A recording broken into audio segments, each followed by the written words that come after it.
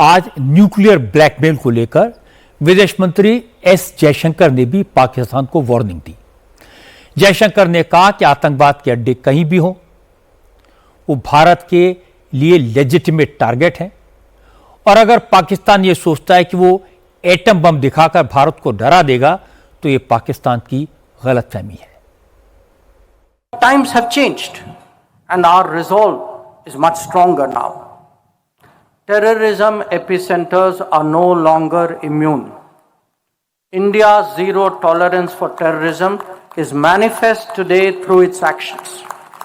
We will never give in to nuclear blackmail, and whatever decisions have to be taken in India's national interest are taken and will continue to be taken. S Jaishankar ने नरेंद्र मोदी ने जो कहा कि भारत अब nuclear blackmail से नहीं डरेगा, उसकी वजह मैं आपको बताता हूं। असल में ऑपरेशन सिंदूर के दौरान भारत ने सरगोधा में पाकिस्तान की न्यूक्लियर फैसिलिटीज को टारगेट किया था और बता दिया था कि पाकिस्तान के परमाणु बम भी भारत की पहुंच से दूर नहीं है। ऑस्ट्रिया के डिफेंस एनालिस्ट टॉम कूपर ने कहा था कि सरगोधा में किराना हिल्स पर भारत के अटैक से साफ है कि पाकिस्तान के पूरे न्यूक्लियर वॉरहेड भारत की पहुंच में है और जंग की सूरत में पाकिस्तान के लिए इनका इस्तेमाल कर पाना मुमकिन नहीं होगा।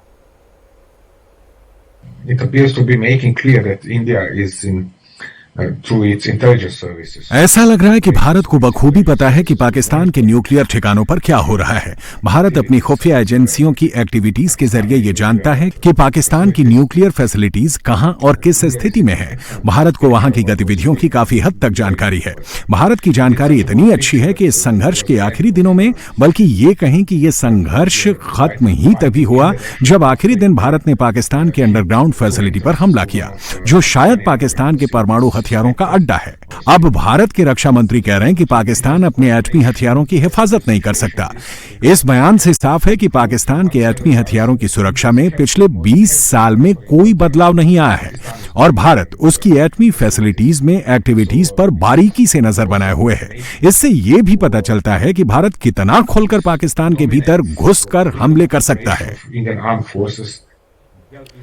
सारी बातें सुनने के बाद कुछ चीजें तो साफ हैं।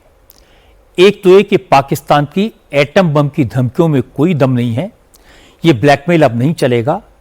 पाकिस्तान के सारे न्यूक्लियर ठिकाने भारत की मिसाइल्स की रेंज में हैं। दूसरी बात, पाकिस्तान इंडस वाटर ट्रीटी के सस्पेंशन से परेशान है, ये उसके सर्वाइवल का सवाल है। लेकिन भारत का स्टैंड बिल्कुल क्लियर है, पाकिस्तान जब तक आतंकवाद की फैक्ट्री को बंद नहीं करता उसके साथ कोई रियायत नहीं की जाएगी। तीसरी बात, ऑपरेशन सिंदूर तो एक ट्रेलर था, पिक्चर अभी बाकी है।